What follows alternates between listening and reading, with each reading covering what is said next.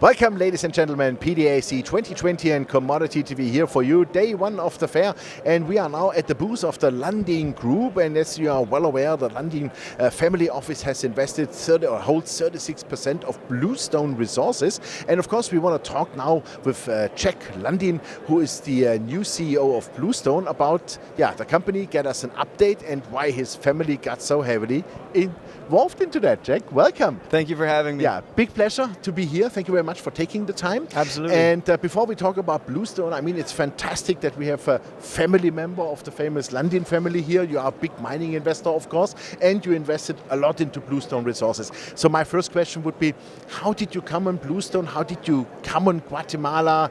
And what have you done before the investment? What was your kind of a due diligence? Absolutely, yeah. So I'm just coming off of the Fruta del Norte project that we developed with Lundin Gold. It was an underground high-grade gold deposit, quite similar to Cerro Blanco in southeastern Ecuador. And really what my family and myself included are trying to do is replicate the success that we had at Fruta del Norte. We were able to deliver on the project, put it into production on time, and on budget. And that's important, on budget. Absolutely. And so right now, what we were looking at, a few months ago is where can we try to replicate the success? The gold market is hot right now, and we really are keen on looking at continuing to work in the gold space. And so Bluestone picked up Cerro Blanco from Goldcorp in May 2017. The family was a big investor. We own about 34% of the outstanding shares, and so we're continuing to follow up and show support to this company. With me now coming on board as CEO, we're going to try and replicate the success and work to put this project into operation. Fantastic. So that is for you, let's say, if we look at your production costs, well below $600 AISC, I would call it, just rounded, and that means you have a beautiful margin. So that gives to me two possibilities.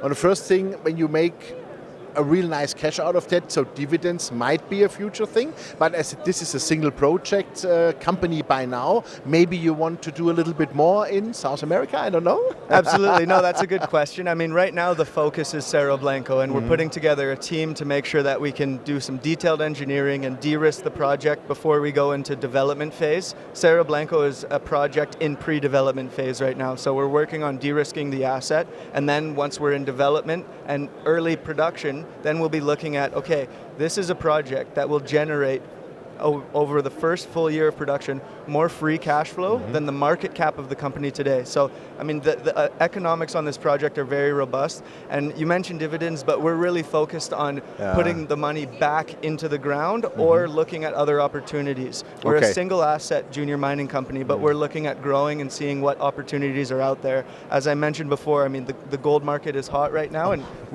we want to capitalize on the opportunities that may be there. And so I'll reiterate that the focus is Cerro Blanco and getting this project up and running. Super. So that means to me, you want to do a growing company group out of that, maybe. Is that, let's say, limited to, let's say, South America or even the US and Canada? Or could you imagine also to say, oh, you know what, Guatemala, we know, maybe let's go to Africa also?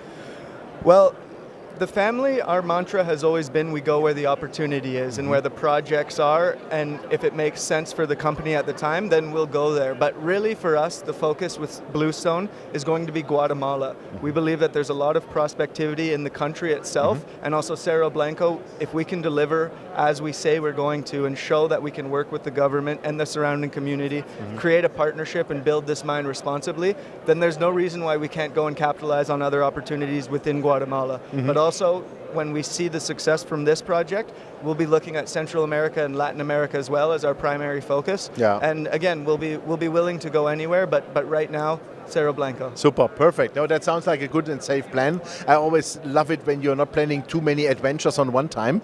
And no, that's so important. from that perspective, that is fantastic. Good. Let's come to the financing. How is it going there? How much money do you need now?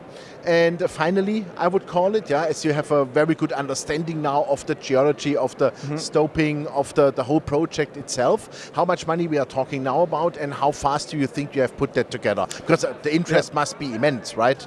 Absolutely. So right now we just put together a bridge financing package. So we got on the January 28th, we announced a $30 million bridge financing. And so that will get us through to the midpoint of this year. But in parallel, for the past year, almost a year now, we've been working on a project financing, which is going to have a debt component and then likely an equity raise in the market. And so we've advanced to a point where we're comfortable. We know that the project CapEx is around $200 million. US dollars, yeah, speaking in US terms now. And so we'll be looking to get the financing and at least credit approval with our banks. We have a syndicate of banks that are very confident in the project and the team, and they're willing to put in upfront capital for us in a debt package for us to move this project forward. A condition precedent for the first drawdown of the debt component will be a sort of equity raise, and so we're strategizing now the timing of when we would want to be doing that. But ultimately this year we're going to want to see that project financing in place so we can really then get our team fully established and go boots on the ground and start development. Fantastic. Let's assume everything goes the right way this year with the financing and that you can really start with let's say, go full throttle with the construction. When do you think, hypothetically, I know for the regulators it's a forward-looking statement, but when do you think you can produce the first ounce? Okay, so right now we're working on our integrated project schedule and optimizing and seeing if we can bring enough engineering forward to further de-risk the asset so that we're comfortable when we're ready to start construction. Likely at the later point of this year, early part of next year, we'll be ready. There's no turning back. From there, we have a relatively short construction timeline due to the size of the project, plus the work that had already been done on the asset before we picked it up. There's 3.5 kilometers of underground development. There's surface infrastructure, a water treatment plant in place, administration building, maintenance workshop. All of that is already in place, which will help us for our project to condense the construction timeline. But I'm confident that we'll be able to, by the end of 2022, around that time, get that first gold bar. Super. And of course, as you said, it's a forward-looking statement. We're still looking at where we are and what we need to do to de-risk. Yeah, of course. I'm confident. But let's say that's the game plan. Exactly. That's the game plan today. Yeah. And we know mining is always still an adventure, and you're dealing with Mother Nature, so there could be always some hiccups, Yeah, we have to be respectful. Which are unforeseen. Absolutely. We have to be respectful of the environment, and we have to make sure that we're doing this the right way. There's a lot of wrong ways to do it and not many right ways, and so therefore planning is a critical step, right? You have to make sure that you're planning not only for plan A, but plan B, C, D, and even E some cases. And so I'm going to leverage off of the experience I have at Fruta del Norte and bring over people that I've worked with in the past that I know would work well on this project, and use advisors around me. I've been surrounded by a great group of people my entire life in the industry, and so I'm very I'm cognizant of that, and I will rely on my advisors and people I've worked with in the past to help guide me to success for this project. Fantastic. And I'm pretty sure you have a great team there. Can you maybe elaborate a bit what detailed measurements you have taken to fulfill the ESG criteria, to fulfill environmental stuff? Can you give us a little bit of an insight into that? What is, let's say, important, or what was very important for you to make sure that you are not polluting the air, not polluting the groundwater, that, let's say, with First Nations or with native people, everything goes the way you want it? Yes, of course. So a big part of that is how we socialize the project and how we communicate outwards to the local communities and to the federal government, and so we've already got very good relationships established. We have an environmental management plan and an environmental impact assessment that we've already completed, so we know what works we're going to be performing and what impact it may have, but also it's a continuous process. As we go through and look at the technical aspects of the project, we'll continue to see what are the potential impacts and how do we mitigate those measures. And so this is a very dynamic part of the business, and we need to make sure we're working with the communities, bringing them in.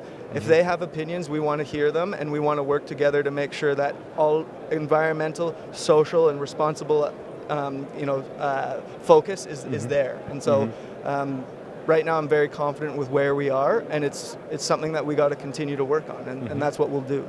Fantastic, great. Your estimation for the gold price?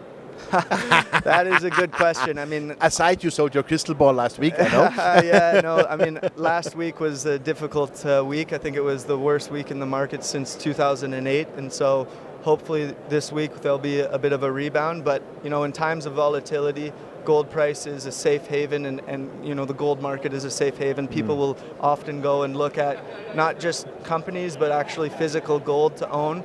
And the way that I look at it and the way that we've been working in the past is that we look for the projects that will generate returns no matter the commodity cycle, because it's a cyclical industry.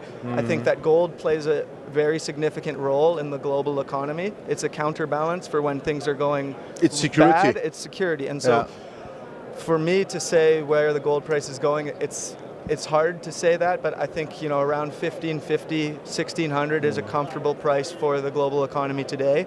And from what I read, people are thinking that it will go higher. And of course, what does that mean for us? That our margins will be better and that our economics of the project will be better. What does that mean? More opportunities to grow and expand the company. And so with all of that together, I mean, we're working towards, you know, monitoring what the market is doing, you know, and looking at the project and where we want to take the company going forward.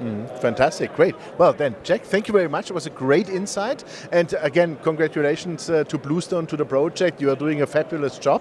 And I'm pretty sure your family will have a lot of fun with the investment in there. I think so as well. Definitely. Absolutely. Yeah, thank you. And yeah, please keep us posted on the financing. I will, yeah. And because I think that is the last critical point for the company finally, right? It's a big component, absolutely. Yeah. And then go into construction, and we want to see some gold 2022. We'll be there. Super. Thank you very much. Thank you. Great. Yeah, ladies and gentlemen, there was Jack Lundin, the new CEO of Bluestone Resources. And yeah, you heard it. They just did a $30 million bridge financing with Natixis. And also Jack's family is heavily involved. 34% they are holding now in Bluestone Resources. And I'm pretty sure the $200 million to finance that project shouldn't be a problem to be done this year. And then they can go full throttle with construction.